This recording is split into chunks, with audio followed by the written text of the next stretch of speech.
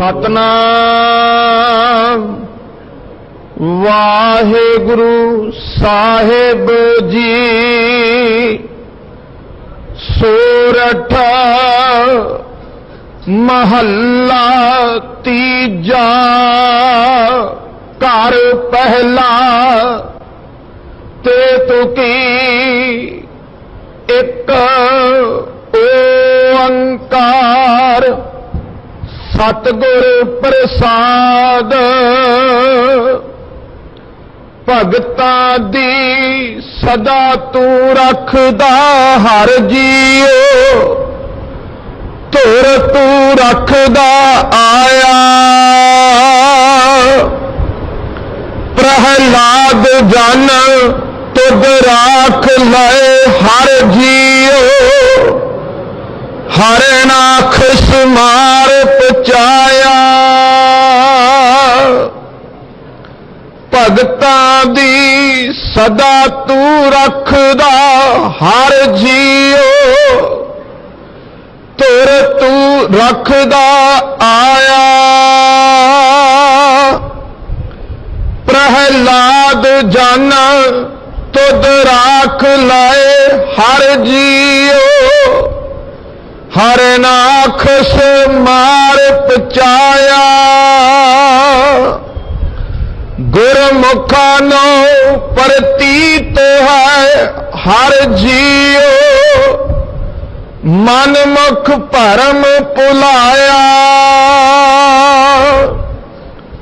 हर जी। एह तेरी वडियाई भगतां की पैज रख तू स्वामी। भगत तेरी शरणाई हर जी। एह तेरी वडियाई भगतां की पैज रख तू स्वामी। भगत तेरी शरणाई। वाहेगुरु जी का खालसा वाहेगुरु जी की फतेह। सतनाम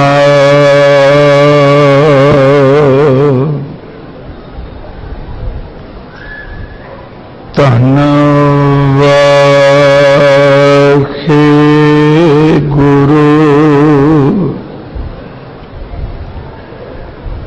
साहिब जीओ।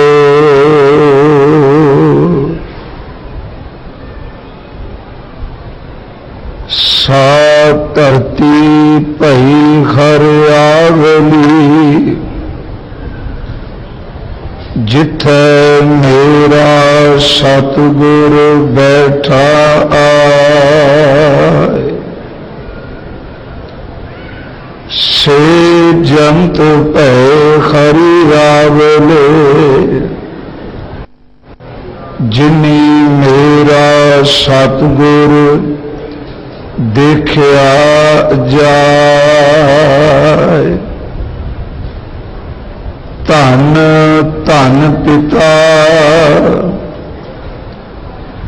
धन धन कुल धन धन सो जननी जिन गुरु जनिया माय। धन धन पिता धन धन कुल धन धन सो जननी जिन गुरु जनिया माय। धन धन गुरु जिन नाम आराध्या आप तरिया। जिना डिठा तिना ले छड़ाए। धन धन रामदास गुर जिन सिरिया तिनै सवारिया पूरी होई करामात आप सिरजनहार तारिया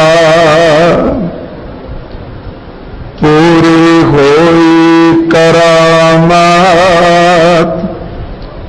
आप सिरजनहार तारिया परम सम्मान योग साहिब श्री गुरु ग्रंथ साहिब सच्चे पातशाह महाराज जी दी पावन पवित्र खजूरी अंदर सतगुरु गुरु रामदास महाराज जी जिन्हां दा अज पावन पवित्र आगमन गुरपुरब है। आप मंजी साहिब दीवान खाल विच एकत्र हुई साध संगत और देश प्रदेश सतगुरु गुरु रामदास जी दे दर दी रहमत नूं अपनियां अखां नाल नज़रां नाल देख रहे समूह सत संगियां नूं सोधी सुल्तान सच्चा पातशाह दीन दुनी दा थम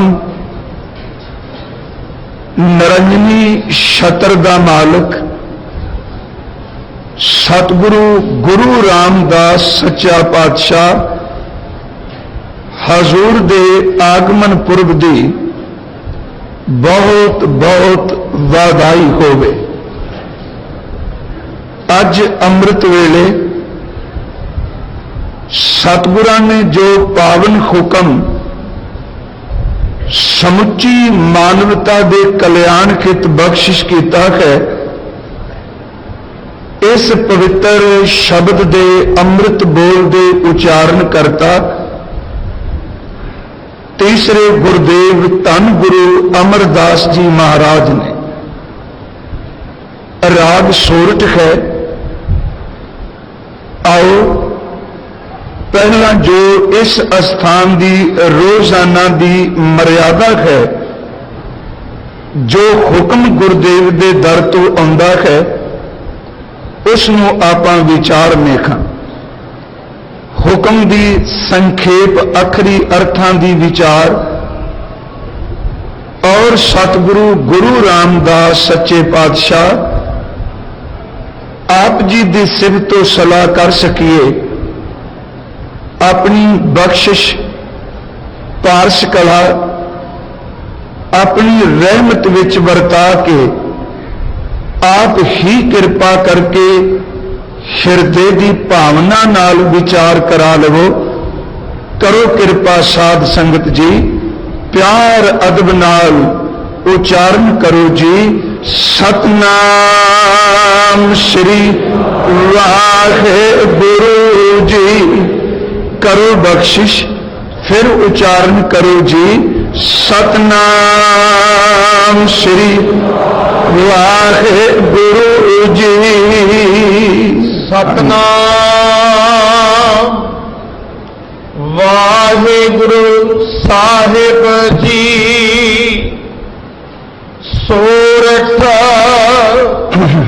महला तीजा घर पहला तुकी एक ओंकार सतगुर प्रसाद। इस अमृत बचन दे उच्चारण करता तीसरे गुरुदेव धन गुरु अमरदास महाराज जी ने सतगुरु गुरु अमरदास जी का यह बचन ਸੋਰਠ ਰਾਗ ਵਿੱਚ ਹਜ਼ੂਰ ਨੇ ਉਚਾਰਨ ਕੀਤਾ ਹੈ। ਇਸ ਨੂੰ ਗਾਇਨ ਕਰਨ ਦਾ ਹੁਕਮ ਪਹਿਲੇ ਘਰ ਦਾ ਹੈ। ਇਸ ਪਵਿੱਤਰ ਅੰਮ੍ਰਿਤ ਸ਼ਬਦ ਉੱਪਰ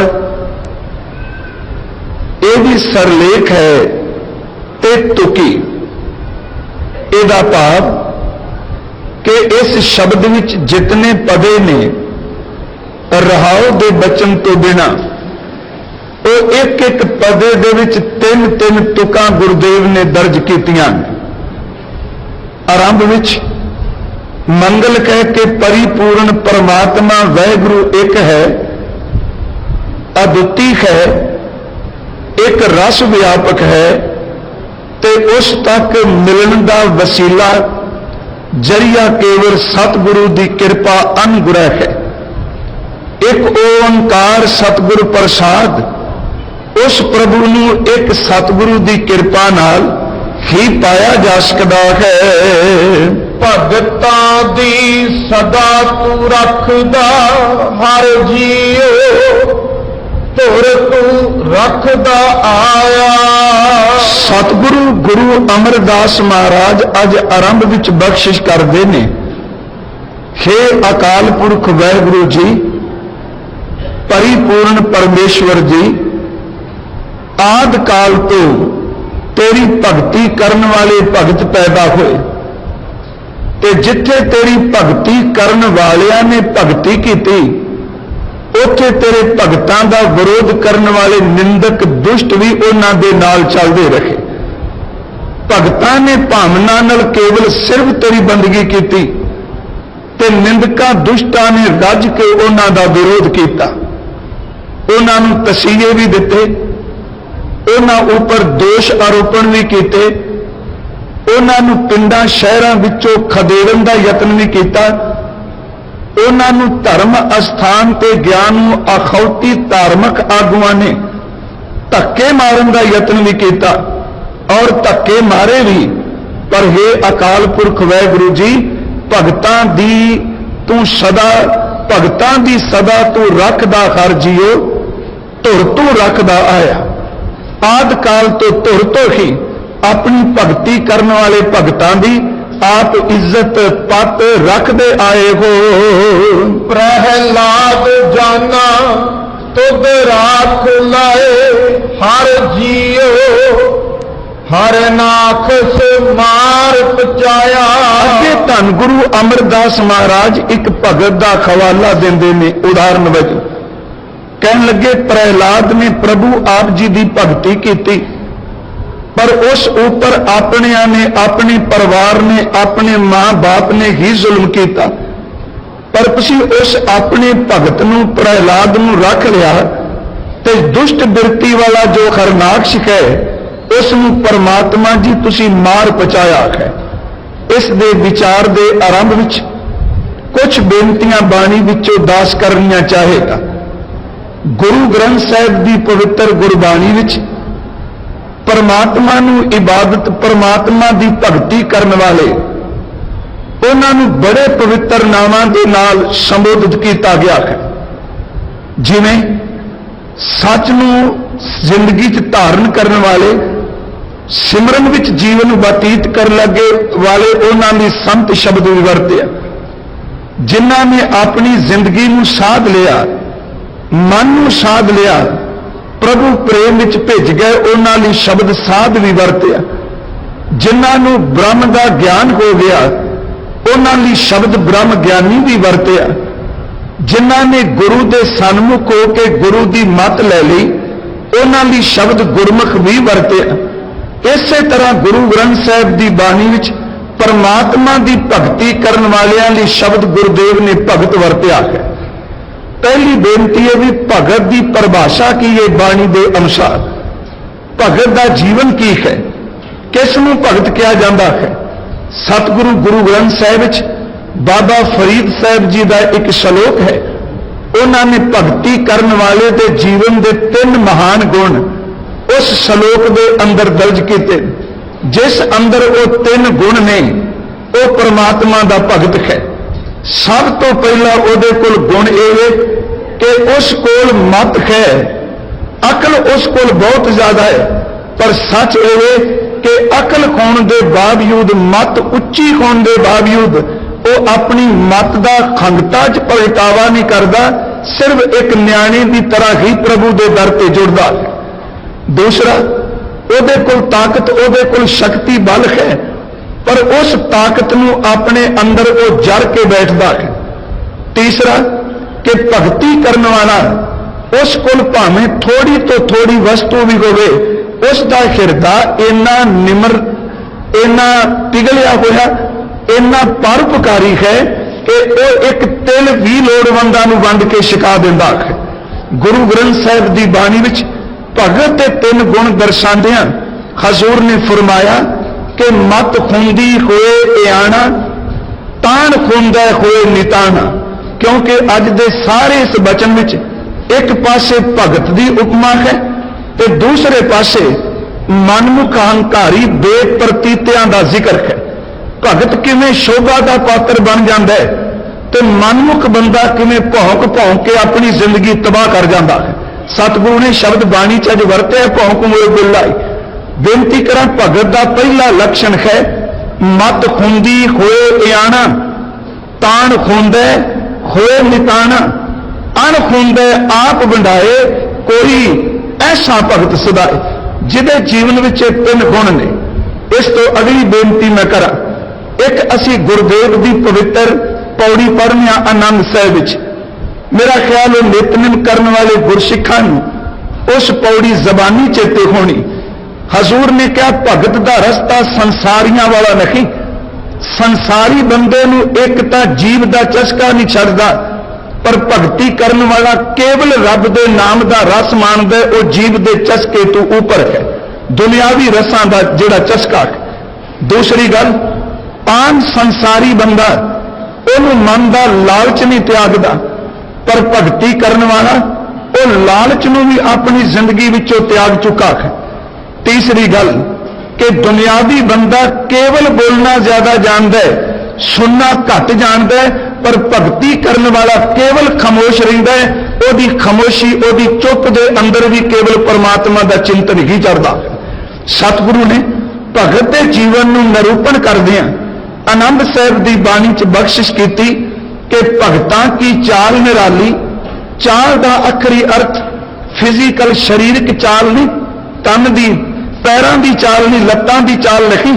चाल का अर्थ है जीवन की रौ रीत, जीवन की मर्यादा, जिन्हों गुरु रामदास जी ने शब्द वरते चाली।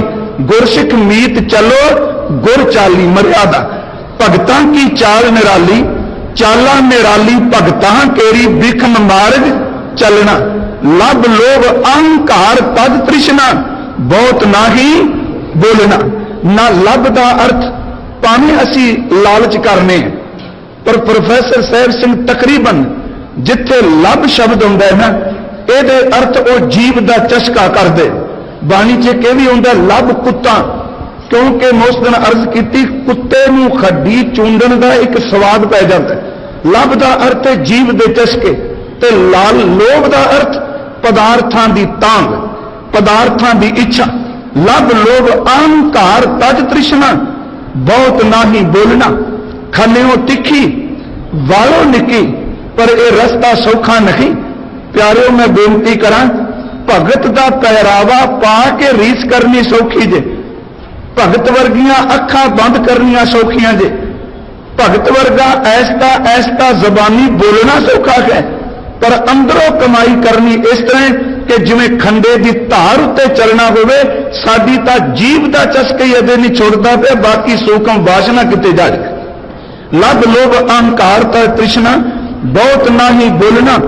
खनियों तिखी वालों निकी, एक मार्ग जाना। गुर प्रसादी जिनी आप तजिया हर वासना। इत्थे वासना का अर्थ जिन्नी कुछ समझ दाते ने दिती। वासना का अर्थ दुनिया के पदार्थों की वकारां की वासना नहीं, इस वासना का अर्थ है परमात्मा के नाम की सुगंधी। अंदर मुश्क च घोलिया कीमत कही ना जाए। हजूर ने फरमाया लब लोभ अहंकार का तृष्णा, बहुत ना ही बोलना।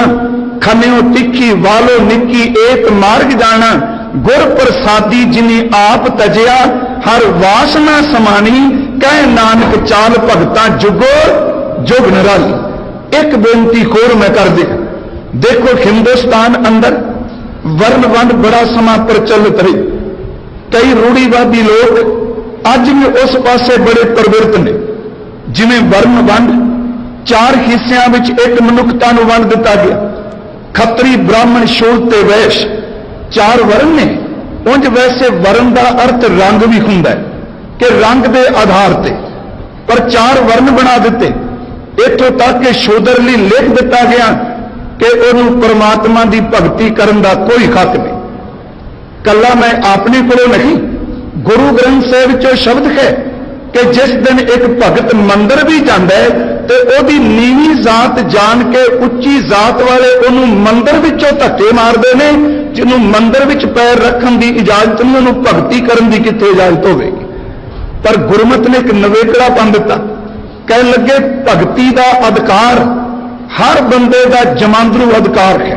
मैं शब्द वरतन लगा हर बंदे का, हर बंदा जिदे जन्म लिया है ਉਹਦਾ कोई संबंध नहीं कि वह किस जात से पैदा होया, उसके मां बाप कौन ने। मैं इतों तक बेनती करा कि भगती का संबंध ਇਹਦੇ ਨਾਲ भी नहीं कि ਉਹਦੇ मां बाप के कर्म की हो जाए। हरनाक्ष के कर्म ते प्रहलाद के कर्मां विच जमीन आसमान का अंतर है। बाप रब तो बागी है ते पुत्र बाप तो बागी बन गया है, विचार दोनों के नहीं मिलते। गुरु ग्रंथ साहिब की बाणी विच भगती हर बंदे का जन्म सिद्ध अधिकार है, वो अपने जन्म तो भगती कर सकता है। दूसरी गल, परमात्मा किसी बिरादरी का, किसी वर्ण का, किसी एक मजहब का, मैं शब्द बड़े खुले वरता, किसी एक धर्म का, किसी एक संप्रदाय का परमात्मा रजिस्ट्री कराया होया खरीदया नहीं। प्यारिओ, जिस अंदर भावना बन जाए परमात्मा उसे दा ही है। कबीर साहब जी ने, रविदास साहब जी ने, नामदेव जिन्होंने भगतों विचों असीं एक एक दो दो प्रमाण लांगे। देखो, एक तो कबीर साहब जी का वचन है कि कबीर मेरी जात को सबको हसना खार। सारिया ने क्या शूद्र है, कह लगे लोगों तुहाडे ग्रंथ कहते ने शूद्र भगती नहीं कर सकता, पर मैं तो इस जात तो कुर्बान जावां जिहदे विच रह के मैनूं साईं की प्राप्ति हो गई है। कबीर मेरी जात को सबको हसना खार, बलखारी इस जात को जै जप्यो सिरजनखार। बाणी विच भगत रविदास साहब का वचन है कि आपन बापै ना ही किसी को, परमात्मा किसी के प्यो का खरीदया है। बस इस गल ने एक नवी क्रांति लियांदी गुरमत ने। उन्हें कहा कि मंदिर तो खरीदे जा सकते हैं, खिमा करो मस्जिद तो कला बंदा बना सकता है, गुरुद्वारे दियां इट्टां भी अमीर बंदा कला लवा सकता है, पर रब नूं कोई रुपया नाल नहीं खरीद सकता। परमात्मा किसी का खरीदया नहीं, यह तो भावना का है। जे चमड़ा गंढण वाले के अंदर भावना बन गई तो परमात्मा ओदा भी बन गया। आपन बापै ना ही किसी को, किसी के बाप का नहीं, आपन बापै ना ही किसी को भावन को खर राजा। मेरे सतगुरु गुरु नानक साहब के चरण पकड़िए प्यारिओ, जिन्हों ने हिंदुस्तान विच मध्ययुग विच मैं शब्द वरता एक नवी क्रांति पैदा की। कुछ बेनतियां ने दाता जी की बाणी चो, जदों हजूर के सामने यह सवाल आता है कि देखो जी फलाना तो शूद्र है, की होया जे भगती की, फलाना तो नीवी जात का है।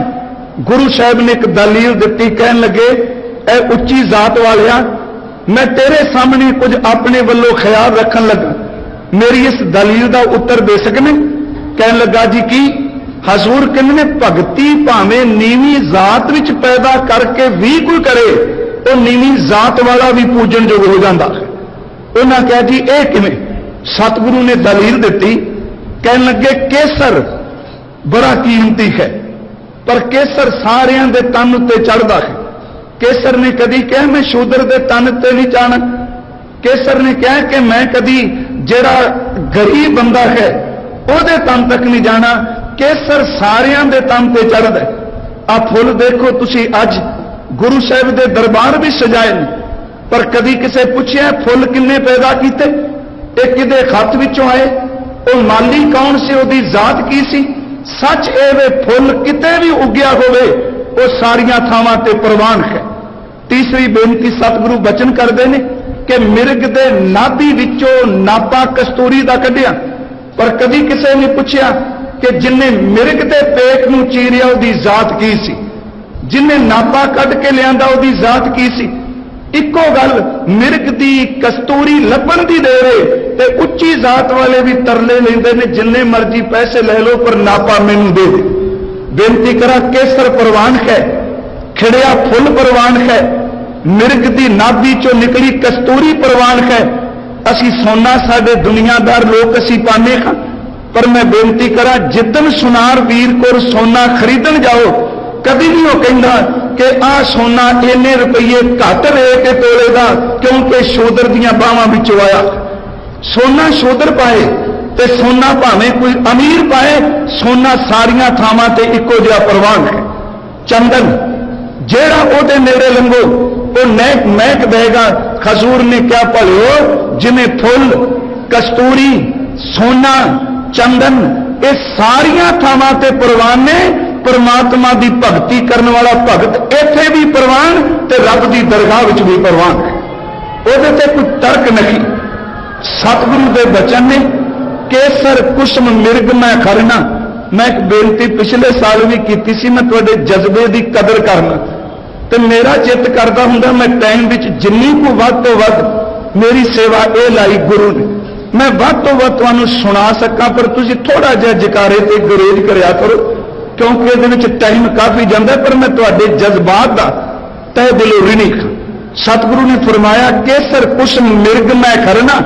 मिर्ग मैं का अर्थ है मिर्ग मध, खरना का अर्थ है सोना। केसर कुसम मिर्ग मैं खरना हरना सर्व शरीरी चरना।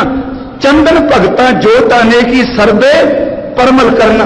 के पत भांडा कहे ना कोई, ये अर्थ की ने।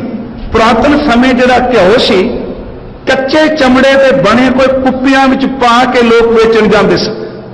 हुण वो कच्चा चमड़ा जिहड़ा पशुओं का सी, हजूर कहंदे ने कभी किसी ने घ्यो खरीद के मंदिर विच दीवा बालदियां नहीं पूछया कि जिहड़ा घ्यो तू लैके आए ये तां चमड़े के कुप्पे विच आया। वो कहंदे तां की होया जे पशु दे चमड़े का कुप्पा बने पर घ्यो सारियां थावां ते पवित्र ही रहिंदा, वो चमड़े विच पै के भी पवित्र है। के पट, पट का अर्थ है रेशम। हुण रेशम जिहड़ी है कपाह विचों तां ना निकलदी, रेशम का कीड़ा है ओदियां टूटियां विचों रेशम के कीड़े की मल कह लो। हुण आम कोई मल नेड़े लगे तो बंदा कपड़े धोंदा है, पर केसर दा मैं बेनती करा रेशम का कपड़ा बनता है, वो कीड़े विचों निकलता है। कभी किसी ने तर्क नहीं करके कहे तां कीड़े विचों निकलिया ये अपवित्र है। गुरु ने क्या घ्यो सब थां ते प्रवान, रेशम सब थां ते प्रवान। जिहड़ा भगती करने वाला किसे जात किसे कुल किसे वर्ण विच होया, गुरु नानक साहब कहने मैं उहदे बूहे ते खलो के खैर मंगना, वाह भगती करने वाले मेरी झोली विच रब दे दर्शनां दी दात पा। मैं तां ये प्रमाण लिया गुरमुखो कि गुरु नानक साहब दे इस बोल का मुकाबला हिंदुस्तान दे उस वक्त जिन्ने रचे ग्रंथ ने किसे ते तर्क नहीं। कोई इस पाएदार का वचन मिलेगा इतने पाएदा। हजूर ने क्या केसर कुसम मिर्ग न खरना सर्व शरीरी चरना। चंदन भगता जोत अनेकी सरदे परमल करना। के पट भांडा कहे न कोए ऐसा भगत वर्ण न होए। तेरा नाम निवे रह निवलाए नानक तिन दर भीखिया पाए। अज धन गुरु अमरदास महाराज कहते प्रभु तुसी आद काल तो अपने भगतां दी रख दो। प्रहलाद ओनू तुसी बचा लिया ते हरनाक्ष नूं मार पहुंचाया। धन गुरु रामदास जिन्हां दा पुरब है वो तां रोजाना आसा की वार दे अंतली पौड़ी नाल जो संत गुरु प्यारे गैन करते हैं उत्थे तां रोज आवाज आउंदी है खर जुग जुग भगत पाया पैज रखदा आया राम राज। भगतां दी सदा तू रखदा हर जियो धुर तू रखदा आया। हर जुग जुग भगत पाया पैज रखदा आया राम राजे। हरनाक्ष दुष्ट हर मारिया। देखो शब्द दुष्ट वरत्या, पुत्र नहीं भगत बाप नहीं दुष्ट।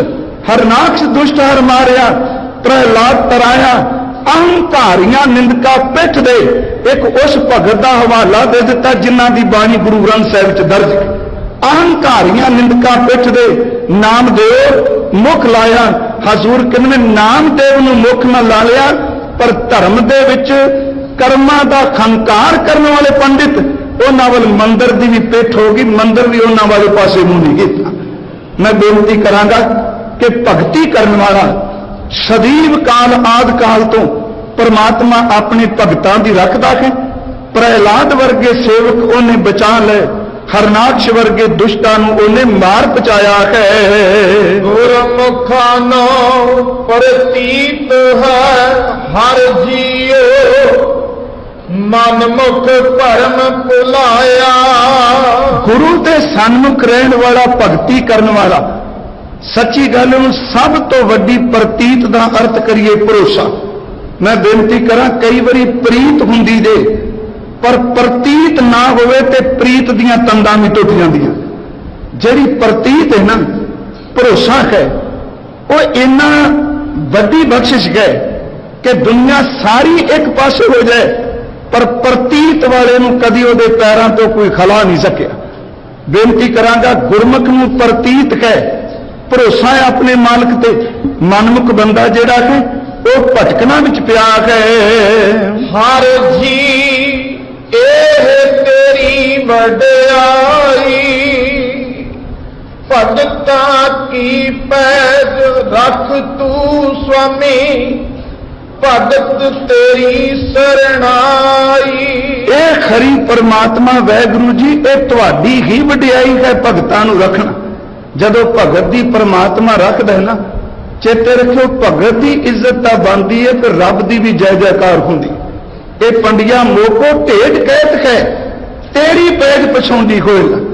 ਇਹ ਮੈਨੂੰ ਨੀਵਾਂ ਕਹਿ ਰਿਹਾ ਹੈ, ਜੇ ਅੱਜ ਖੇਡ ਨਾ ਵਰਤਾਈ ਤੇ ਤੇਰੀ ਪੈਜ ਕਿਤੇ ਪਿਛੋਕੜ ਨਾ ਪੈ ਜਾਏ। ਭਗਤਾਂ ਦੀ ਰੱਖਣਾ ਇਹ ਤੇਰੀ ਵਡਿਆਈ ਹੈ।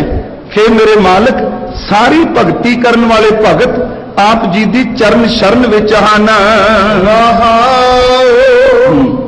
ਭਗਤਾਂ ਨੂੰ ਜਮ ਜੋਹੇ ਨਾ ਸਕੈ, ਕਾਲ ਨਾ ਨੇੜੇ ਜਾਈ। ਭਗਤਾਂ ਨੂੰ ਜਮਦੂਤ ਜੋਏਦਾਰ ਤੇ ਦੇਖ ਨਹੀਂ ਸਕਦਾ, ਪਕੜਨਾ ਤਾਂ ਦੂਰ ਦੀ ਗੱਲ।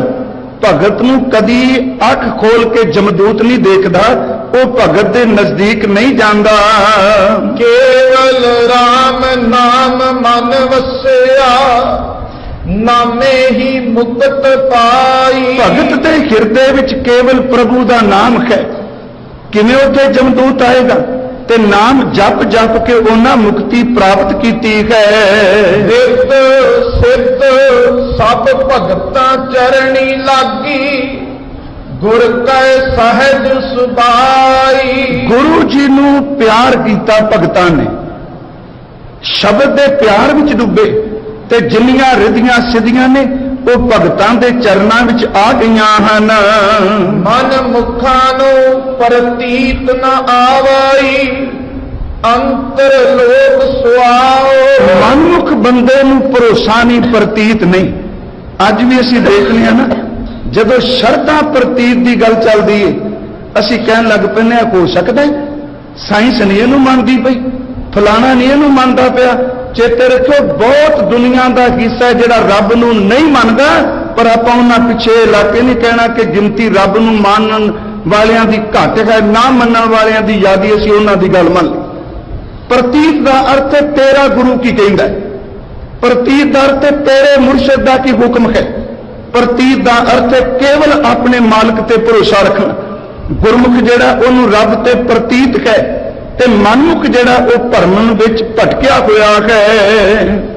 ਗੁਰਮੁਖ ਹਿਰਦੈ ਸ਼ਬਦ ਨਾ ਭੇਦਿਓ, ਹਰ ਨਾਮ ਨਾ ਲਾਗਾ ਭਾਓ। ਮਨਮੁਖ ਅੰਦਰ ਲਾਲਚ ਹੈ, ਦੂਜਾ ਭਾਉ ਹੈ। ਗੁਰੂ ਦੇ ਸਨਮੁਖ ਹੋ ਕੇ ਉਹਦੇ ਅੰਦਰ ਸ਼ਬਦ ਨਾਲ ਭਿੱਜਾ ਨਹੀਂ, ਤੇ ਅੰਦਰੋਂ ਬਿਲਕੁਲ ਸੁੱਕਾ ਰਹਿਣ ਕਰਕੇ, ਅੰਦਰੋਂ ਕੋਰਾ ਰਹਿਣ ਕਰਕੇ ਉਸ ਅੰਦਰ ਇਹ ਭਾਵਨਾ ਪੈਦਾ ਨਹੀਂ ਹੋਈ। ਕੂੜ ਕਪਟ ਪਾਜ ਲਹਿ ਜਾਸੀ, ਮਨਮੁਖ ਫੀਕਾ ਅਲਾਓ। ਮਨਮੁਖ ਬੰਦਾ ਝੂਠ ਬੋਲਦਾ, ਕਪਟ ਕਰਦਾ, ਫਿੱਕਾ ਬੋਲਦਾ, ਪਰ ਇੱਕ ਦਿਨ ਉਹਦਾ ਪਾਜ ਜ਼ਰੂਰ ਨਿਕਲਦਾ ਹੈ। ਭਗਤਾਂ ਵਿੱਚ ਆਪ ਵਰਤਦਾ ਪ੍ਰਭ ਜੀ, ਭਗਤੀ ਹੂ ਤੂੰ ਜਾਤਾ।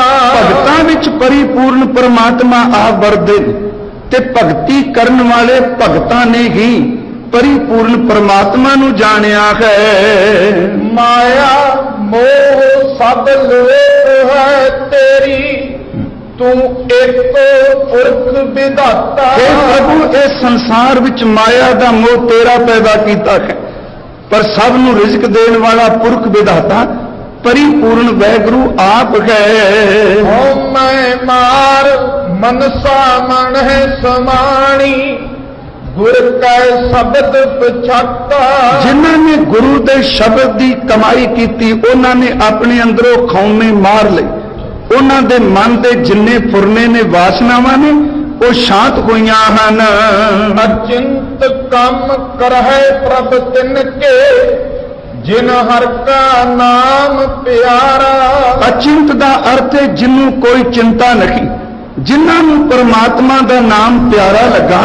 ਮੇਰੇ ਪਰਿਪੂਰਨ ਪਰਮਾਤਮਾ ਨੇ ਅਚਨਚੇਤ ਸੁੱਤੇ ਸਿੱਧ ਉਹਨਾਂ ਦੇ ਸਾਰੇ ਕਾਰਜ ਆਪ ਰਾਸ ਕੀਤੇ ਹਨ। ਗੁਰ ਪ੍ਰਸਾਦ ਸਦਾ ਮਨ ਵਸਿਆ, ਸਭ ਕਾਜ ਸਵਾਰਨ ਹਾਰਾ। ਗੁਰੂ ਦੀ ਕਿਰਪਾ ਨਾਲ ਉਹਨਾਂ ਦੇ ਹਿਰਦੇ ਵਿੱਚ ਪ੍ਰਭੂ ਆਪ ਵਸ ਗਏ ਤੇ ਸਾਰੇ ਕਾਜ ਉਹਨਾਂ ਦੇ ਜਿਤਨੇ ਵੀ ਨੇ ਪਰਮਾਤਮਾ ਨੇ ਆਪ ਸਵਾਰੇ ਹਨ। ਉਹਨਾਂ ਕੀ ਰੀਸ ਕਰੈ ਸੋ ਵਿਗੁਚਾ, ਜਿਨ ਹਰ ਪ੍ਰਭ ਹੈ ਰਖਵਾਰਾ। ਜਿਨ੍ਹਾਂ ਨੂੰ ਰੱਖਣ ਵਾਲਾ ਖਰੀ ਪ੍ਰਭੂ ਪਰਮਾਤਮਾ ਆਪ ਹੈ, ਜਿਹੜਾ ਉਹਨਾਂ ਦੀ ਰੀਸ ਕਰੇ। ਦੇਖੋ, ਨਾਮ ਜਪੇ, ਸਿਮਰਨ ਕਰੇ, ਜੀਵਨ ਕਮਾਏ, ਪਰ ਈਰਖਾ ਵਸ ਹੋ ਕੇ ਉਹਨਾਂ ਦੀ ਰੀਸ ਕਰੇ ਤੇ ਸਤਿਗੁਰੂ ਕਹਿੰਦੇ ਵਿਗੁੱਚੇ ਉਹ ਜਿਹਾ ਬੰਦਾ ਖੁਆਰ ਹੀ ਹੁੰਦਾ ਹੈ, ਉਹਨੂੰ ਖੁਆਰੀ ਹੀ ਪੱਲੇ ਪੈਂਦੀ ਹੈ। ਇਨ ਸਤਿਗੁਰ ਸੇਵੇ ਕਿਨੈ ਨਾ ਪਾਇਆ, ਮਨ ਮੁਖ ਭਉ ਕਮੂਐ ਬਿਲ ਲਾਈ। ਬਿਨਾਂ ਸਤਿਗੁਰੂ ਨੂੰ ਸਿਮਰਨ ਤੋਂ, ਬਿਨਾਂ ਸਤਿਗੁਰੂ ਦੀ ਸੇਵਾ ਤੋਂ ਅੱਜ ਤੱਕ ਕਿਸੇ ਨਹੀਂ ਪਾਇਆ। ਪਰ ਮਨਮੁਖ ਬੰਦੇ ਈਰਖਾਵਸ ਭੌਂਕੀ ਜਾਂਦੇ, ਦਿਲਕੀ ਜਾਂਦੇ ਨੇ। ਤੇ ਚੇਤੇ ਰੱਖਿਓ, ਸਿਆਣੇ ਲੋਕ ਇਹ ਗੱਲ ਕਹਿੰਦੇ ਆ, ਹਾਥੀ ਆਪਣੀ ਚਾਲ ਚੱਲਦਾ ਤੇ ਕੁੱਤੇ ਪਿੱਛੇ ਭੌਂਕੀ ਜਾਂਦੇ। ਇਹ ਸ਼ਬਦ ਅੱਜ ਮਹਾਰਾਜ ਜੀ ਨੇ ਵਰਤਿਆ। ਭਗਤੀ ਕਰਨ ਵਾਲਾ ਆਪਣੀ ਮੰਜ਼ਿਲ ਵੱਲ ਵਧਿਆ ਜਾਂਦਾ ਹੈ, ਪਰ ਕੁੱਤਾ ਜਿੱਥੇ ਜਿੱਥੇ ਜਾਂਦਾ ਪਿੱਛੇ ਪਿੱਛੇ ਭੌਂਕੀ ਜਾਂਦਾ। ਉਹ ਕਹਿੰਦਾ ਮੈਨੂੰ ਤੇਰੇ ਭੌਂਕਣ ਦੀ ਪਰਵਾਹ ਨਹੀਂ। ਹਜ਼ੂਰ ਕਹਿੰਦੇ ਨੇ ਮਨਮੁਖ ਬੰਦੇ ਈਰਖਾ ਵਸ ਹੋ ਕੇ ਭਗਤਾਂ ਨਾਲ ਦਵੈਸ਼ ਕਰ ਕਰਕੇ ਭੌਂਕ ਰਹੇ ਹਨ। ਆਵੈ ਜਾਵੈ ਠੌਰ ਨ ਪਾਵੈ, ਦੁੱਖ ਮਹਿ ਦੁੱਖ ਸਮਾਈ। ਇਹੋ ਜਿਹੇ ਮਨਮੁਖ ਆਉਂਦੇ ਨੇ, ਜਾਂਦੇ ਨੇ, ਜੰਮਦੇ ਨੇ, ਮਰਦੇ ਨੇ, ਇਹਨਾਂ ਨੂੰ ਕਿਤੇ ਵੀ ਟਿਕਾਣਾ ਨਹੀਂ ਮਿਲਦਾ। ਸੱਚੀ ਗੱਲ ਹੈ, ਇਹ ਸਰੀਰ ਵਿੱਚ ਵੀ ਟਿਕਾਣਾ ਨਹੀਂ ਜੇ। ਆਪਾਂ ਕਹਾਂਗੇ ਜੀ ਸਰੀਰ ਤਾਂ ਧਾਰਨ ਕੀਤਾ ਨਹੀਂ। ਪਿਆਰਿਓ, ਸਰੀਰ ਲੈ ਕੇ ਵੀ ਸਰੀਰ ਵਿੱਚ ਟਿਕਾਣ ਹੀ ਭਟਕਦੇ ਹੀ ਰਹਿੰਦੇ। ਆਏ ਗਏ, ਜੰਮੇ ਮਰੇ, ਮਨਮੁਖ ਬੰਦੇ ਨੂੰ ਕੋਈ ਠੌਰ ਨਹੀਂ। ਮੁਰਮੁਖ ਹੋਵੈ ਸੋ ਅੰਮ੍ਰਿਤ ਪੀਵੈ, ਸਹਜ ਸਾਚ ਸਮਾਈ। ਗੁਰੂ ਦੇ ਸਨਮੁਖ ਰਹਿਣ ਵਾਲਾ ਗੁਰਮੁਖ ਉਹ ਨਾਮ ਅੰਮ੍ਰਿਤ ਪੀਂਦਾ ਹੈ। ਜੋ ਕੁਝ ਵਰਤਾਰਾ ਵਰਤਦਾ ਉਹਨੂੰ ਦੇਖੀ ਜਾਂਦਾ ਹੈ, ਉਹਦੇ ਨਾਲ ਬਹੁਤ ਕੁਝ ਹੁੰਦਾ ਹੈ। ਪਰ ਸੱਚੀ ਗੱਲ, ਉਹ ਸੁਤੇ ਸਿੱਧ ਆਪਣੀ ਜ਼ਿੰਦਗੀ ਪ੍ਰਭੂ ਨਾਮ ਵਿੱਚ ਬਤੀਤ ਕਰਦਾ ਹੈ। ਇਨ ਸਤਿਗੁਰ ਸੇਵੈ ਜਨਮ ਨ ਛੋੜੈ, ਜੇ ਅਨੇਕ ਕਰਮ ਕਰੈ ਅਦਕਾਈ। ਜੇ ਬੰਦਾ ਸਤਿਗੁਰੂ ਨੂੰ ਧਾਰਨ ਕਰਨ ਤੋਂ ਬਿਨਾ, ਗੁਰੂ ਨੂੰ ਸਿਮਰਨ ਤੋਂ ਬਿਨਾ ਬੜੇ ਕਰਮ ਕਾਂਡ ਕਰੀ ਜੇ ਧਰਮ ਦੇ, ਪਿਆਰਿਓ ਨਹੀਂ, ਜਨਮ ਮਰਨ ਦਾ ਤਾਣਾ ਨਹੀਂ ਛੁੱਟਣਾ ਜਿੰਨੀ ਦੇਰ ਤੱਕ ਸਤਿਗੁਰੂ ਦੀ ਬਖਸ਼ਿਸ਼ ਨਾ ਹੋਵੇ। ਸਤਿਗੁਰੂ ਕੀ ਬੰਦ ਖਲਾਸੀ ਕਰਾਂਦੇ ਹਨ। ਵੇਦ ਪੜੈ ਤੈਵਾਦ ਵਖਾਣ ਹੈ, ਬਿਨ ਹਰ ਪਤ ਗਵਾਈ। ਹਜ਼ੂਰ ਕਹਿੰਦੇ ਨੇ ਵੇਦਾਂ ਦਾ ਪਾਠ ਵੀ ਕਰਦੇ ਨੇ, ਉਹਦੀ ਕਥਾ ਵੀ ਹੁੰਦੀ ਹੈ, ਪਰ ਕਥਾ ਵਾਦ ਵਖਾਣੇ, ਸਿਰਫ ਵਾਦ ਵਿਵਾਦ ਖੜਾ ਕਰ ਦਿੱਤਾ। ਮਹਾਰਾਜ ਕਹਿੰਦੇ ਨੇ ਨਾਮ ਤੋਂ ਬਿਨਾ ਇਹਨਾਂ ਬੋਲਦੇ ਰਹੇ, ਇਹਨਾਂ ਬੋਲਦੇ ਰਹੇ। ਨਾਮ ਤੋਂ ਬਿਨਾ ਵੱਡੇ ਵੱਡੇ ਵਖਿਆਨ ਕਰਨ ਵਾਲੇ ਵੀ ਆਪਣੀ ਪਤ ਗਵਾ ਗਏ। ਸਿਮਰਨ ਤੋਂ ਬਿਨਾ ਗਿਆਨ ਦਾ ਵਿਵਾਦ, ਵਾਦ ਵਿਵਾਦ ਉਹ ਕਦੀ ਇੱਜ਼ਤ ਨਹੀਂ ਬਖਸ਼ਦਾ।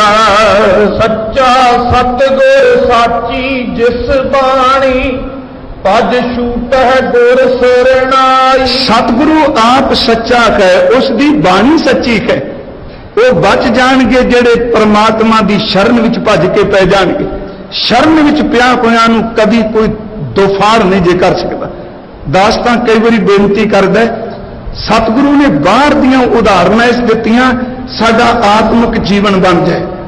ਦੇਖੋ ਪੁਰਾਤਨ ਸਮੇਂ ਚੱਕੀ ਹੱਥ ਵਾਲੀ ਨਾਲ ਦਾਣੇ ਪੀਂਦੇ ਸਾਂ, ਆਟਾ ਤਿਆਰ ਕਰਨਾ, ਦਾਣੇ ਪਾ ਕੇ ਉੱਪਰ ਵਾਲੇ ਪੁਰ ਨੂੰ ਘਮਾਈ ਜਾਓ 2 ਘੰਟੇ 4 ਘੰਟੇ 2-4 ਪੈਰ, ਪਰ ਜਦੋਂ ਚੱਕੀ ਦਾ ਪੁਰ ਚੁੱਕ ਕੇ ਸਾਫ਼ ਕਰਨਾ ਤੇ ਕੁਝ ਦਾਣੇ 4 ਪੈਰ ਪੁਰ ਚੱਲਣ ਦੇ ਬਾਵਜੂਦ ਵੀ ਸਾਬਤ ਬਚ ਜਾਣ। ਜੇ ਪੁੱਛੋ ਵੀ ਇਹ ਕਿਵੇਂ ਬਚ ਗਏ, ਉੱਤਰ ਮਿਲਦਾ ਸੀ ਦਰਅਸਲ ਆਏ ਤਾਂ ਇਹ ਵੀ ਉਹਨਾਂ ਨਾਲ ਸਨ ਜਿਹੜੇ ਪਿਸ ਗਏ ਨੇ, ਪਰ ਇਹ ਕਿੱਲੀ ਨਾਲ ਜੁੜ ਗਏ। ਕਿੱਲੀ ਨਾਲ ਜੁੜਿਆ ਹੋਇਆਂ ਨੂੰ ਚੱਕੀ ਦਾ ਪੁਰ ਵੀ ਕੁਝ ਨਹੀਂ ਕਹਿ ਸਕਦਾ। ਜਿਹੜਾ ਕਿੱਲੀ ਨਾਲ ਜੁੜ ਜਾਏ ਉਹਨੂੰ ਪੁਰ ਦੋਫਾੜ ਨਹੀਂ ਕਰਦਾ, ਤੇ ਜਿਹੜਾ ਗੁਰੂ ਨਾਨਕ ਦੇ ਸ਼ਬਦ ਨਾਲ ਜੁੜ ਜਾਏਗਾ ਉਹਨੂੰ ਸੰਸਾਰ ਕਦੀ ਦੋਫਾੜ ਨਹੀਂ ਕਰ ਸਕਦਾ। ਹਜ਼ੂਰ ਨੇ ਫਰਮਾਇਆ 2 ਪੁਰ ਚੱਕੀ ਜੋੜ ਕੇ ਪੀਸਨ ਆਏ ਬਖੇਟ, ਜੋ ਦਰ ਰਹੇ ਸੋ ਉਪਰੇ ਨਾਨਕ ਅਜਬ ਡਿਠ। ਉਹ ਛੁੱਟ ਜਾਣਗੇ ਜਿਹੜੇ ਸੱਚੇ ਗੁਰੂ ਦੀ ਬਾਣੀ ਨੂੰ ਮੰਨ ਕੇ ਪ੍ਰਭੂ ਦੀ ਸ਼ਰਨ ਵਿੱਚ ਜਾਣਗੇ। ਜਿਨ ਹਰ ਮਨ ਵਸਿਆ ਸੇ ਦਰ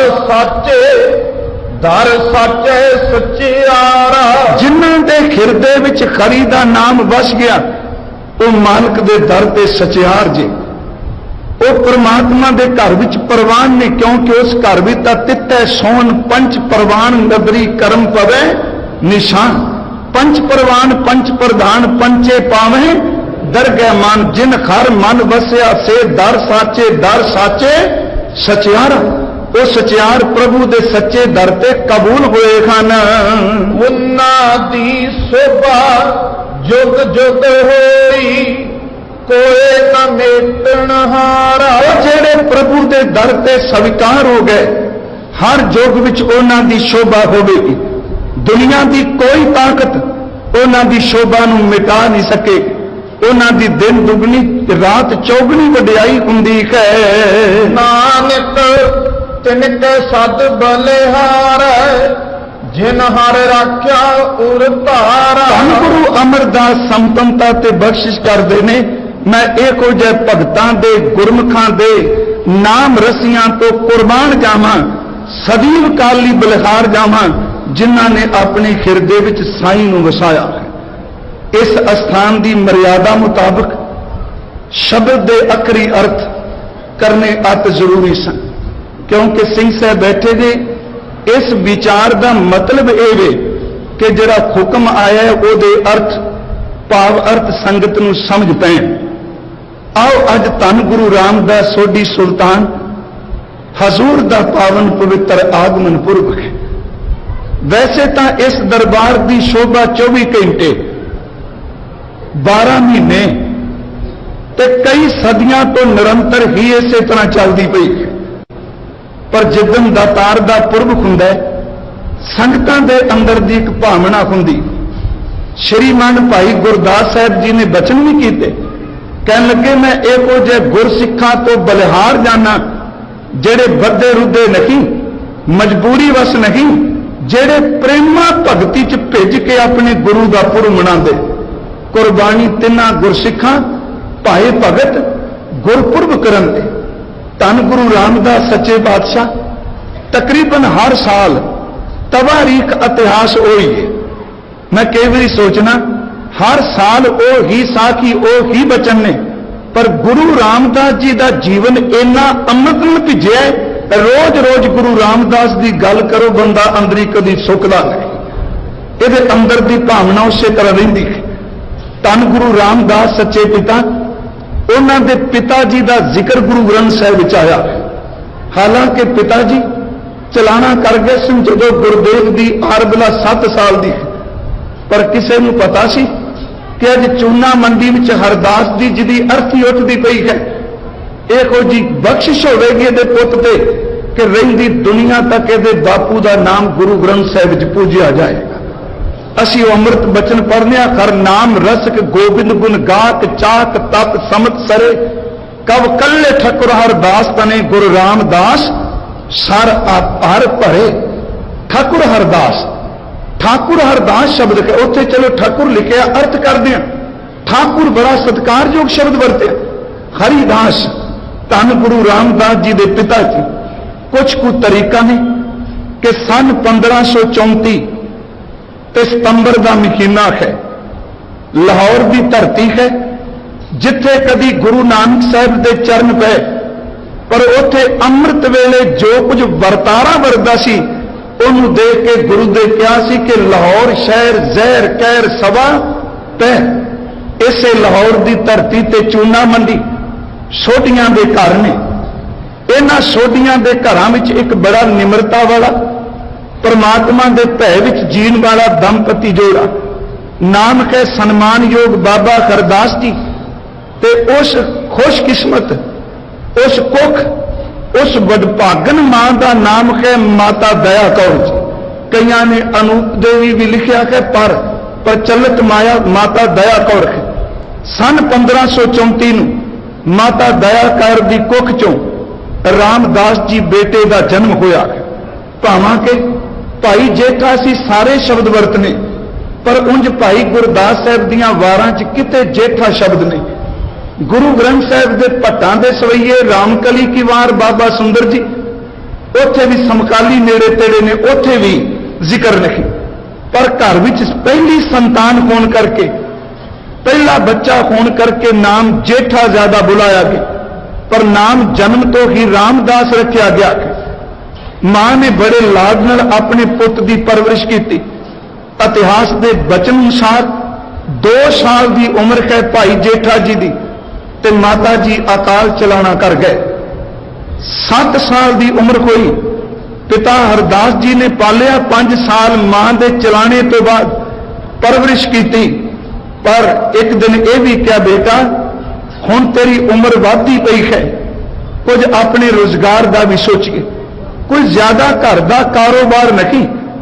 लाहौर दीयां गलियां विच सतगुरु गुरु रामदास जी के बचपन के 7 साल तो कुछ ज्यादा समा बतीत होया है। 7 साल की उम्र च सन्मानयोग पिता बाबा हरदास जी वो चलाना कर गए। पिता की अर्थी बिरादरी के लोगों ने चुकी, पर 7 साल के बच्चे ने अपने पिता की चिकी हुई चिनी हुई चिखा नूं केवल अपने हत्थां दे नाल अग दा लांगू ही लाया है। नानी घर च आई है, धी जा चुकी है, दामाद जवाई की मौत हो गई।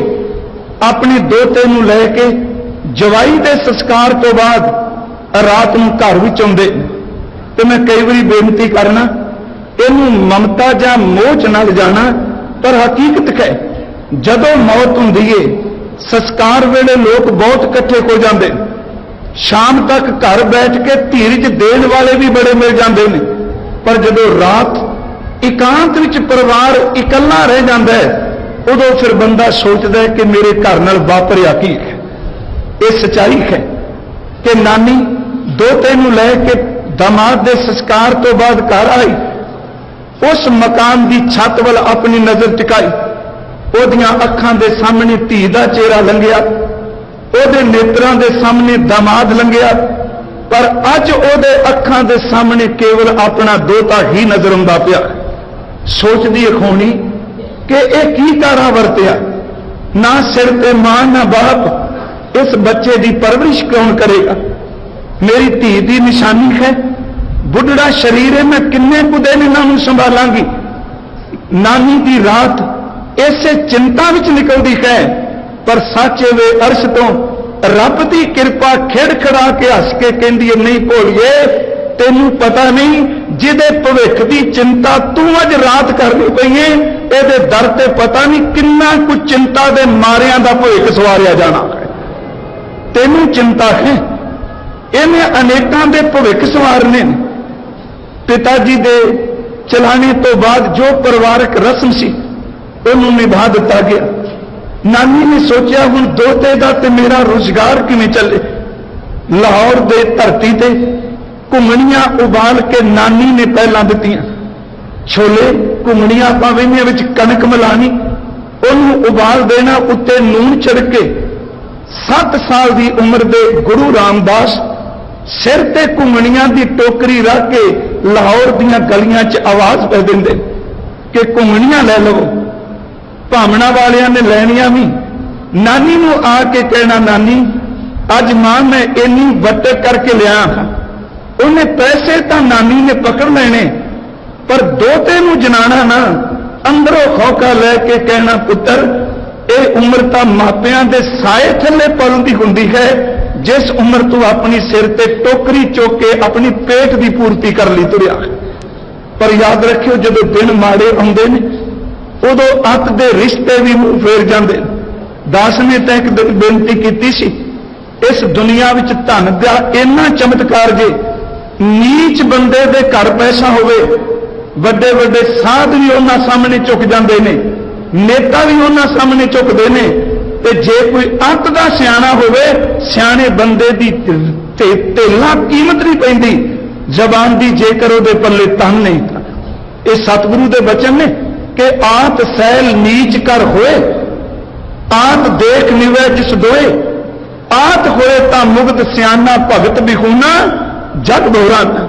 सतगुरु ने बाणी च कहा, निर्धन आदर कोई न दे, लाख जतन करे ओ चित न धरे, जो निर्धन सरदन कह जाए आगे बैठा पीठ फिराए, जो सरदन निर्धन कह जाए दिया आदर लिया बुलाए, निर्धन सरदन दोनों भाई प्रभ की कला ना मेटी जाए।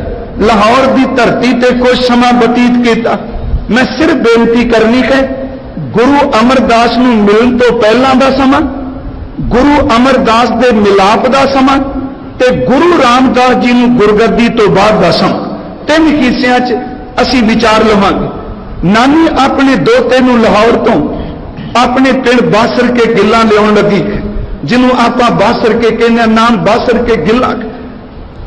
उसने कहा, बेटा हुण आपां लाहौर नहीं ज्यादा समा रह सकते, ईरखा वाले विरोध भी करते हैं, कोई तेनू शरीके बरादरी विचों अपने गले लाल नूं तैयार रखी। सच ए वे गुरु रामदास अपने घर नूं ताला ला के, चूना मंडी नूं घर नूं दरवाजा बंद करके, कपड़े बन के गठड़ी दे विच नानी दे नाल बच्चा लाहौर दीयां गलियां चों बाहर निकलिया।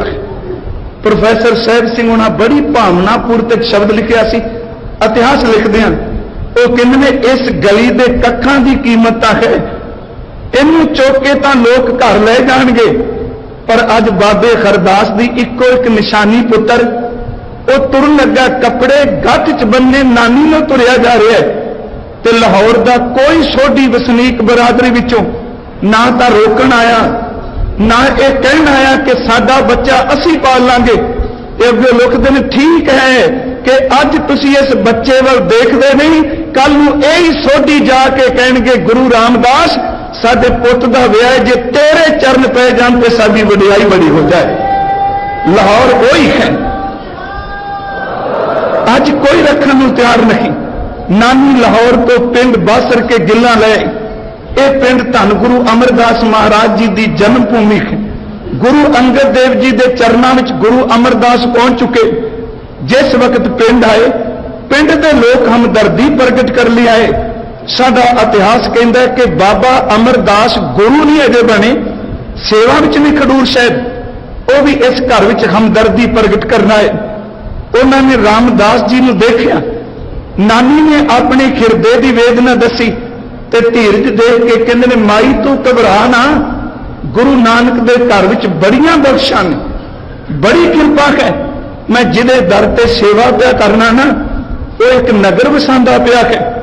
जदों मेरा परिवार आएगा तू दोते नूं लैके गोइंदवाल साहिब आ जाए। कुछ समा बासर के किला बतीत होया, जदों धन गुरु अमरदास महाराज कुर्ता गद्दी ते विराजमान हुए। सन 1552 नूं धन गुरु अमरदास गुरगद्दी ते विराजमान हुंदे ने। ध्यान दिया जे 1534 नूं गुरुदेव गुरु रामदास का आगमन है। 1552 नूं गुरु अमरदास गुरता गद्दी ते विराजमान हुंदे। परिवार आउंदा, भाई जेठा रामदास सतगुरु भी इत्थे आ जांदे ने। प्यारिओ, सन 1553 नूं सतगुरु गुरु अमरदास अपनी बेटी बीबी भानी का विआह गुरु रामदास जी नाल करदे। बस आ तरीका कुछ नोट करने वालियां। सतगुरु गुरु रामदास दे ਗੋਇੰਦਵਾਲ ਸਾਹਿਬ ਦਾ ਰੋਜ਼ ਦਾ ਨੇਮ ਕੀ ਸੀ? ਜਦੋਂ ਵਿਵਾਹ ਨਹੀਂ ਹੋਇਆ ਉਦੋਂ ਵੀ ਸੇਵਾ ਕਰਨੀ, ਅੰਮ੍ਰਿਤ ਵੇਲੇ ਜਿੱਥੇ ਦੀਵਾਨ ਸਜਣਾ ਉੱਥੇ ਝਾੜੂ ਲਾਣਾ, ਟੱਪੜ ਝਾੜਨੇ, ਲੰਗਰ ਤੇ ਭਾਂਡੇ ਮਾਂਜਣੇ। ਤੇ ਧੰਨ ਗੁਰੂ ਅਮਰਦਾਸ ਜੀ ਦੇ ਮੁਖ ਨੂੰ ਦੇਖ ਕੇ ਆਪਣੇ ਅੰਦਰ ਦੀ ਸਾਰੀ ਚਿੰਤਾ ਹੀ ਭੁਲਾ ਦਿੱਤੀ। ਭੱਟ ਸਾਹਿਬਾਨ ਨੇ ਸ਼ਾਇਦ ਇਸੇ ਕਰਕੇ ਇਸ ਦਰਸ਼ਨ ਦਾ ਜ਼ਿਕਰ ਵੀ ਸੋਈਆਂ ਵਿੱਚ ਕੀਤਾ ਕਿ ਗੁਰੂ ਮੁਖ ਦੇਖ ਗਰੂ ਸੁਖ ਪਾਇਓ, होती जो प्यास पीयूष पिवन की बांछत सिद्ध को बिद मिलायो, पूर्ण कोमल ठौर बसो रस बासन सो जो दांग दिसतायो, गोबिंद वाल गोबिंदपुरी सम जलन तीर विपास बनायो, गयो दुख दूर बरखन को सो गुरु मुख देख गरु सुख पाए। धन गुरु अमरदास जी के दर्शन किए, बहुत बड़ा सुख मिले। सन 1553 ਨੂੰ अपनी बेटी का रिश्ता किया। मैं पिछे जी भी अर्ज करके आया, कोई सिखीए गुरुदेव दे पूर्णिया तो उन्हें यह नहीं देखा कि जेठे दे घर किन्ने को ने, उन्हें नहीं देखा रामदास दे मुरब्बे किन्ने ने, उन्हें यह नहीं देखा एदा बिजनेस कारोबार किन्ना कुए। उन्हें इको गल देखी कि एदे वर्गा कोई दुनिया में नहीं होना, एदे वर्गा केवल रामदास अपनी मिसाल आप ही है, कोई एदे वर्गा नहीं। बीबी भानी का रिश्ता किया, विआह होया। मैं बेनती करा कुछ बचन ऐसे ने जेड़े ब्याह विच आपां लावां पढ़ने, यह भी तो धन गुरु रामदास की बख्शिश है। अगे मैं बेनती करनी बाणी संबंधी, मैं कहना कि गुरुदेव धन गुरु अमरदास जी ने जदों बीबी भानी नूं लड़ लाया गुरु रामदास जी दे शब्द असीं गुरु ही वरतीए, गुरु रामदास जी दे लड़ लाया, उस वक्त हजूर दा हिरदा किन्ना को बैराग विच सी, सोडी कोई नहीं आया। सच एवे गुरु अमरदास महाराज जदों दोनों के सिर ते हथ रखते हैं तो गुरु रामदास एक धी बन के कहते हैं, दाता जी कृपा करो, दुनिया के मापे धियां नूं तोड़दियां कपड़ियां दा, वस्त्रां दा, भांडियां दा, गहणियां दा दाज दिंदे ने, असीं दोनों तुहाडे चरनां च आए हां, बाबू जी सानू नाम दा कपड़ा दिओ, इत्थे भी पत ढक जाए तो उत्थे भी ढकी रहे। वो भावें असीं बाणी च बाद दे शब्द पढ़ने, हर प्रभ मेरे बाबूला हर देवो दान मैं दाजो, धन गुरु रामदास। हर प्रभ मेरे बाबला हर देवो दान मैं दाजो, हर कपड़ो हर शोभा से देवो जित सवरे मेरा काजो, हर हर भगती काश होएला गुर सतगुर दान दिवाया, खंड वर पंड हर शोभा होई दान न रले रलाया। विआह तो बाद 1553 तो लैके चेते रखियो सन 1574 तक इस साल तुसी आप ही गिन लो, एक एक साल गुरु अमरदास के चरणों में सेवा की है। 1553 का विआह है, 1574 ਨੂੰ गुरुदेव धन गुरु अमरदास गुरगद्दी देंदे ने। 1574 तक गुरु रामदास ने इस घर की रज के सेवा की। कई बारी हैरानगी न जदों इतिहास नूं वाचने तो सोचीदा कि 2 दहाके तो समा बनता पे सेवा का, तो साखियां केवल 5-7 ही सानू लभदियां। इन्ना को मिलता है ना, जिन्ना मर्जी खोज लो, चलो कथा वाले शिंगारी जान, गल्लां तो उन्नियां कोई ना, पर यह गुरु अर्जुन साहब का शुक्र जिन्हां ने एक एक पल की बाणी सानू बख्श दी। धन गुरु रामदास महाराज उन्होंने सेवा इत्थे की। बीबी भानी जी ने जे किसी ने कीमती पोशाक लिया के दी कि बेटा तेरा विआह होया संगत विचों, ते इको गल कह दी नहीं कि यह सब कुछ कूड़ कह, कूड़ सोना, कूड़ रूपा, कूड़ पहनण का सादे कपड़ियां विच। इस समय के दरम्यान ही 3 पुत्रां दा जन्म होया बीबी भानी दी कुख चों, बाबा पृथ्वी चंद जी, बाबा महादेव जी, ते सन 1563 ਨੂੰ धन गुरु अर्जुन देव महाराज। क्योंकि गुरु अर्जुन देव 11 साल तक नाना गुरु की बख्शिश मानते रहे। जिस दिन गुरु अमरदास ने चलाना किया उस दिन 5वें गुरुदेव की उम्र 11 साल की सी। 18 साल की उम्र च गुरु अर्जुन देव गुरगद्दी ते विराजमान होंदे। मैं प्रकरण विच रहा, इस समय दरम्यान उन्हें रज के सेवा की। ते 2 घटनावां मैं आप नाल जरूर साझियां करनियां चाहना। एक घटना लोक लाज की परवाह नहीं की, दुनिया की कहती है, बस इको गल कही मेरा गुरु मेरे ते बख्शिश की करता है। सेवा करदियां दंपति ने बाणी पढ़नी ਤੇ ਗੁਰੂ ਰਾਮਦਾਸ ਜੀ ਬਾਰੇ ਕਿਹਾ ਜਾਂਦਾ ਹੈ ਕਿ ਜਿਸ ਦਿਨ ਦੀ ਗੁਰੂ ਅਮਰਦਾਸ ਨੇ ਆਪਣੀ ਬਖਸ਼ਿਸ਼ ਸ਼ਬਦ ਦੀ ਕੀਤੀ ਸੀ, ਹਰ ਵਕਤ ਜਦੋਂ ਗੁਰੂ ਅਮਰਦਾਸ ਨੂੰ ਦੇਖਦੇ ਸਨ ਤੇ ਅੱਖਾਂ ਪਾਣੀ ਨਾਲ ਭਿੱਜ ਜਾਂਦੀਆਂ ਸਨ। ਹੇ ਮੇਰੇ ਸੱਚੇ ਪਾਤਸ਼ਾਹ, ਇਸ ਗਰੀਬ ਨੂੰ ਨਿਵਾਜਣ ਵਾਲਾ ਤੂੰ ਹੈ। ਇਸ ਸਮੇਂ ਦਰਮਿਆਨ ਦੇ ਇੱਕ ਘਟਨਾ ਦਾ ਮੈਂ ਜ਼ਿਕਰ ਜ਼ਰੂਰ ਕਰਨਾ ਚਾਹਾਂਗਾ। ਬੌਲੀ ਸਾਹਿਬ ਦਾ ਟੱਪ ਗੋਇੰਦਵਾਲ ਸਾਹਿਬ ਬਾਬਾ ਬੁੱਢਾ ਸਾਹਿਬ ਜੀ ਨੇ ਲਾਇਆ ਧੰਨ ਗੁਰੂ ਅਮਰਦਾਸ ਮਹਾਰਾਜ ਜੀ ਦੇ ਹੁਕਮ ਨੂੰ ਮੰਨ ਕੇ। ਜਦੋਂ ਬੌਲੀ ਦੀ ਸੇਵਾ ਸ਼ੁਰੂ ਹੋਈ ਤੇ ਸੰਗਤਾਂ ਆਪਣੇ ਸਿਰ ਤੇ ਟੋਕਰੀਆਂ ਰਾਹੀਂ ਮਿੱਟੀ ਧੋ ਕੇ ਬਾਹਰ ਲਿਜਾਂਦੀਆਂ। ਇਸ ਬੌਲੀ ਸਾਹਿਬ ਦੀ ਮਿੱਟੀ ਧੰਨ ਗੁਰੂ ਰਾਮਦਾਸ ਜੀ ਨੇ ਵੀ ਆਪਣੇ ਸੀਸ ਉੱਤੇ ਢੋਈ। ਟੋਕਰੀ ਵਿੱਚ ਮਿੱਟੀ ਪਾਈ ਤੇ ਸੀਸ ਉੱਤੇ ਟੋਕਰੀ ਰੱਖ ਕੇ ਟੋਕਰੀ ਢੋਂਦੇ ਪਏ ਨੇ। ਸਾਧ ਸੰਗਤ ਜੀ, ਉਸ ਦਿਨ ਇੱਕ ਘਟਨਾ ਵਾਪਰੀ। ਟੋਕਰੀ ਚੁੱਕ ਕੇ ਬਾਹਰ ਨਿਕਲੇ ਤੇ ਲਾਹੌਰ ਤੋਂ ਕੁਝ ਸੋਢੀ ਆਉਂਦੇ ਪਏ।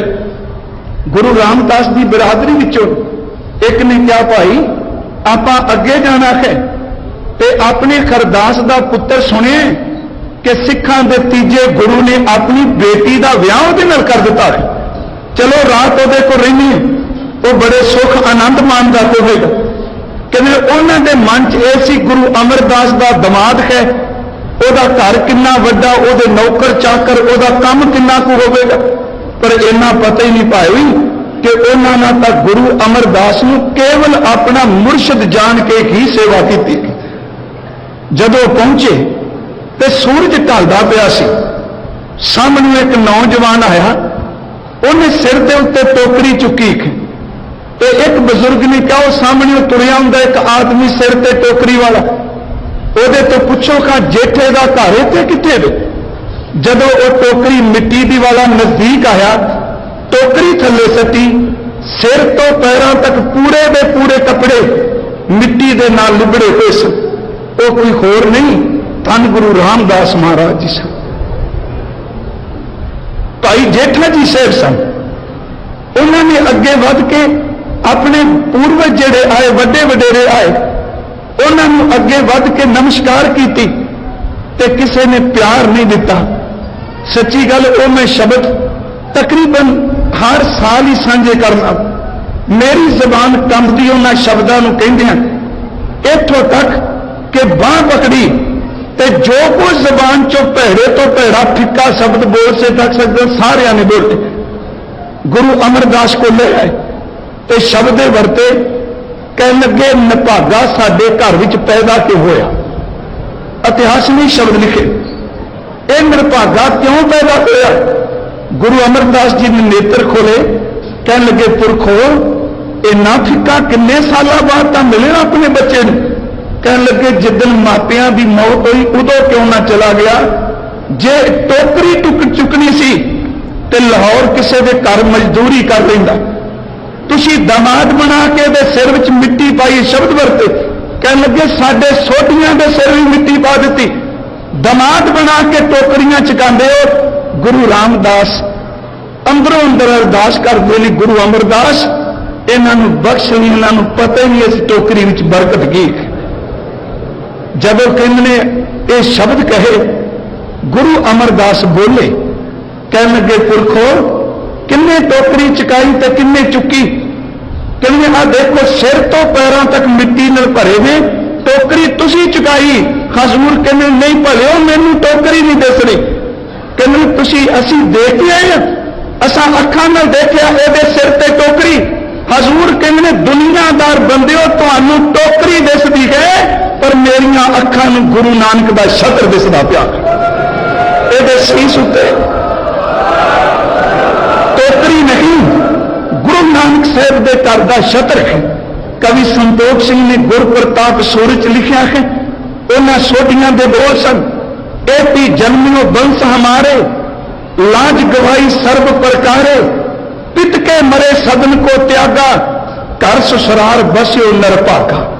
आ शब्द अंदर ਨੂੰ ਚੀਰ ਜਾਂਦੇ ਤੇ ਅੱਜ ਜਦੋਂ ਗੁਰੂ ਰਾਮਦਾਸ ਦੀ ਪਰਿਕਰਮਾ 'ਚ ਨਮਸਕਾਰਾਂ ਹੁੰਦੀਆਂ ਨੇ, ਉਹ ਬੋਲ ਕਿੱਥੇ ਚਲੇ ਗਏ। ਇਹ ਵੀ ਜਨਮਿਓ ਵੰਸ਼ ਹਮਾਰੇ, लाज गवाई सर्व प्रकारे, पित के मरे सदन को त्यागा, कर ससुरार बस्यो नरभागा। किसने तो सिर माटी पाई, करो विचारना तुम उचताई। अगो गुरु अमरदास बोले, कहन लगे सोडियो, जे ए वंश जन्म में धारे, गिरत नरक में पितर तुम्हारे। जे तुहाडी कल च रामदास पैदा ना हुंदा, तुहाडे पितरां नूं नरकां विचों कढना किसने सी? वो तां चले गए।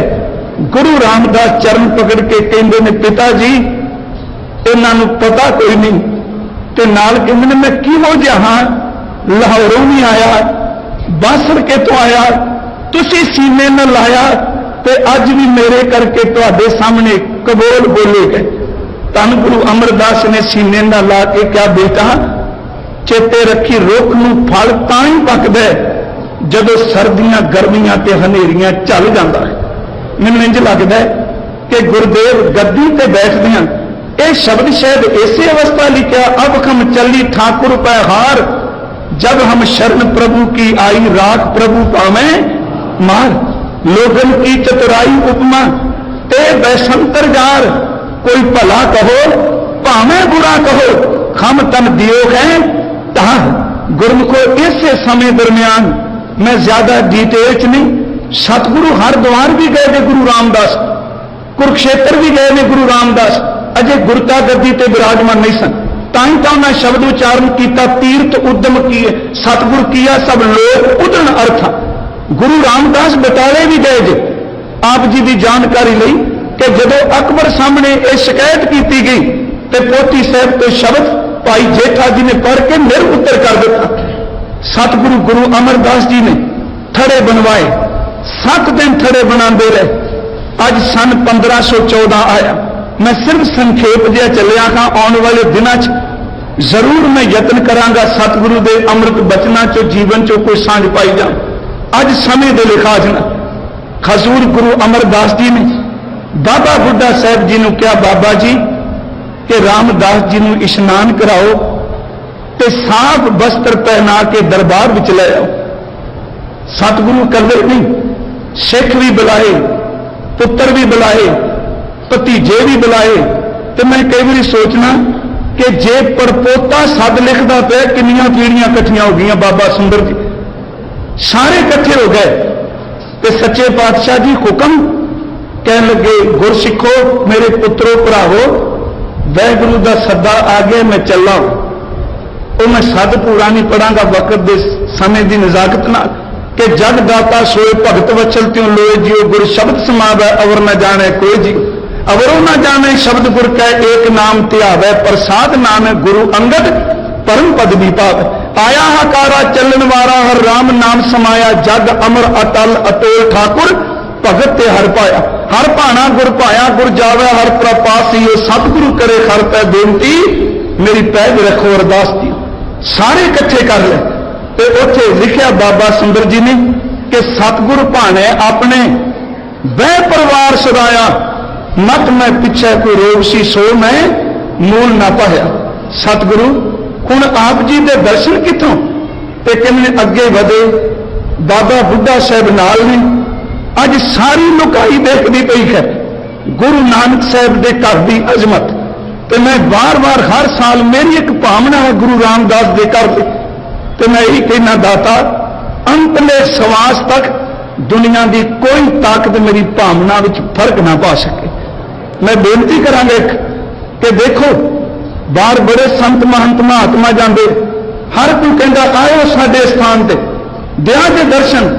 बाहर विदेशों में सुनने वाले सिखो, जे झोली भरनी चाहते हो हर सिख गुरु रामदास के दर से मत्था जरूर टेके, क्योंकि एक तो पंथक मजबूती होगी तो दूजा गुरु रामदास की कृपा में झोली भरी जाए। सतगुरु गुरु रामदास सारी दुनिया ही देखती पई है। 94 साल के उम्र के बाबा अमरदास जिन्नी बेटी का रिश्ता दिता सीने न लाया, अज गुरु नानक की गद्दी देन लगे। बाबा सुंदर जी कहते ने सतगुरु परतक हुंदा वह राज आप टिकाया, सब सिख बंदक पुत भाई रामदास पैरी पाया। हर पाया सतगुरु बोलिया, हर मिलिया पुरख सुजान दियो, रामदास सोडी तिलक दिया गुर शब्द सच निशान जी। सतगुरु पुरख जे बोलिया गुरसिखा मन लई रजाए जियो, मोरी पुत सन्मुख होया रामदासें पैरी पाए जी। अगले बचन ने सब पवें पैरी सतगुरु के, सारे गुरु रामदास के चरना चुके सब पवें पैरी सतगुरु केरी, जिथे गुरु आप रखिया कोई कर बखीली निवै नाही, फिर सतगुरु आन निवाया हर गुरे भाना दी वडियाई, तुर लिखिया लेख रजाए जियो, अज बचन सच हो गया जे गुरमुखो, कहे सुंदर सुनो संतो सब जगत पैरी पाए जियो। सारा जगत धन गुरु रामदास जी के चरणों च डिग पिया। गुरु रामदास गुरता गद्दी ते विराजमान हो गए। उस वक्त साडे इतिहास ने पांचों शब्द गुरदेव गुरता गद्दी ते बैठन तो बाद उचार दे, पर बैराग विच अज निरंजनी छत्र झुलिया। भट्ट साहबान चार तीन गुरु साहबाना की सारी बख्शिश गुरु रामदास अंदर आ गई। बचन कहे कि नानक नाम निरंजन जानो कीनी भगत प्रेम लिवलाई, ताते अंगद अंग संग भयो सायतन शब्द सुरत कीनी वरखाई, गुरु अमरदास की अकत कथा एक जी कच कई न जाई, सोडी सिंज सगल तारन को अब गुरु रामदास को मिली विदाई। सतगुरु नानक भगत करी एक मन, सतगुरु नानक भगत करी एक मन, तन मन धन गोबिंद दियो, अंगद अनंत मूर्त निज धारी, अगम ज्ञान रस रस्यो कियो, गुरु अमरदास करतार कियो, बस वाह वाह करते आयो श्री गुरु रामदास जयो जय जग में तय हर परम पद पर। परम पदवी ते पहुंच गए, पर नेत्रा विच नीर सी।